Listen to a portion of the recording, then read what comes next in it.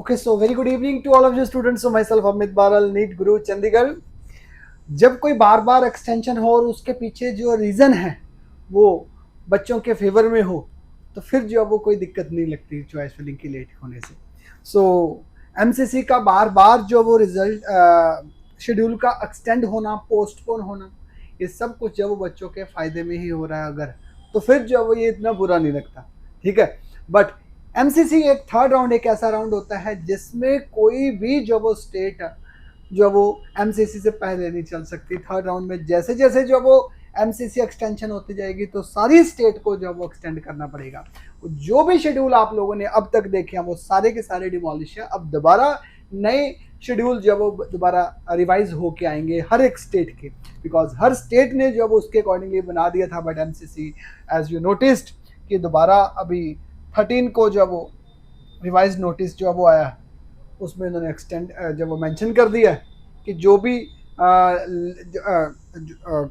New colleges जो add up हुए हैं, तो न्यू कॉलेजेस के एड अप होने की वजह से जो शेड्यूल है वो एक्सटेंड कर दिया गया है, ठीक है। ये न्यू कॉलेजेस हैं जो जिसमें सीट्स एड अप हुई हैं मध्य प्रदेश में। अब ये कॉलेजेस एक आप लोगों की और के लिए और न्यूज़ थी कि ये कॉलेजेस जब वो चॉइस फिलिंग में शो नहीं हो रहे थे, now they are showing this colleges. एक बार चेक कर लीजिए, ठीक है। और जिन बच्चों के ये जिन्होंने चॉइस फिलिंग की हुई है और उन्होंने ये वाले कॉलेजेस ऐड करना चाहते हैं, बिकॉज नॉर्थ इंडियन स्टूडेंट के पास ही जो वो एसआईसी कॉलेज है, राजस्थान का कॉलेज है, ये आप भर सकते हो। बाकी जो डीम्ड में भी दत्ता मेघे मेडिकल कॉलेज के अंदर सीट्स बढ़ी है तो उनके लिए भी जो ये नोटिस था, ठीक है जी। नेक्स्ट अब देख लेते हैं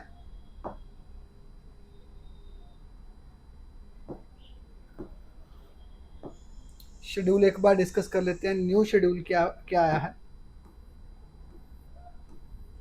यस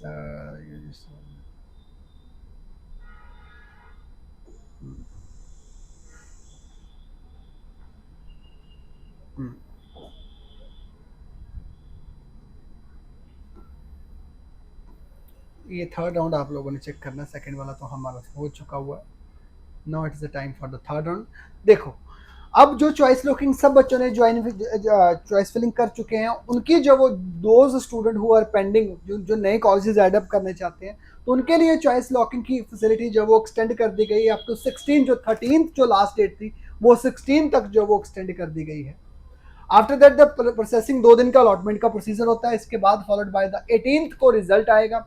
जब 18 को रिजल्ट आएगा तो डेफिनेटली जितने भी सारे के सारे इसके साथ एसोसिएटेड रिजल्ट थे वो सारे सारे पोस्टपोन हो जाएंगे, वो रिजल्ट भी पोस्टपोन हो जाएंगे। 18 अगस्त के बाद जो पंजाब का 17 को आना था, अब पंजाब का रिजल्ट भी जो वो 19 और 20 में और 21 में 3 दिन में वैसे छुट्टी आ गई है, दिवाली हॉलीडेज हैं, तो ये 22 तारीख तक चला जाएगा। पंजाब का फर्स्ट अलॉटमेंट चली जाएगी। फिर उसके बाद ये ज्वाइनिंग की जो लिस्ट एरिया जो पंजाब ने नोटिफिकेशन दी थी कि हमने फर्स्ट प्रोविजनल लिस्ट जो वो हम 17 को निकालेंगे, सेकंड फाइनल रिजल्ट जो वो आफ्टर डिबार्ड स्टूडेंट की जब नोटिस आ जाएगा।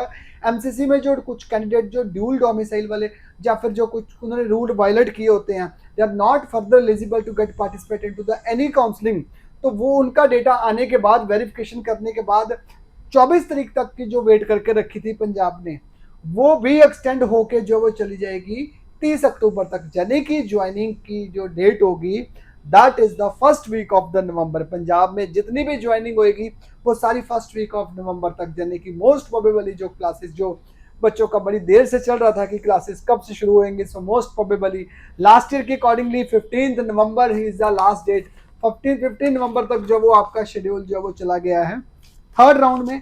तो जो आपका सेशन शुरू होगा जिसमें आप लोग कॉलेजेस में बैठ के क्लासेस अटेंड करने के जब वो सेटअप के लिए रेडी हो गए, that means most probably 15 November 10 to 15 के बीच बीच में शेड्यूल जो वो आपका कंप्लीट हो जाएगा स्टे वैकेंसी के बाद। सो ये था जो चेंजेस हैं जो मैंने आपके सामने डिस्कस कर दिया। एमसीसी की नोटिस के मैसेजेस कॉल्स आ रहे थे जो मैंने आपके सामने डिस्कस कर दिया। So all the very best to all NEET candidate, thank you so much.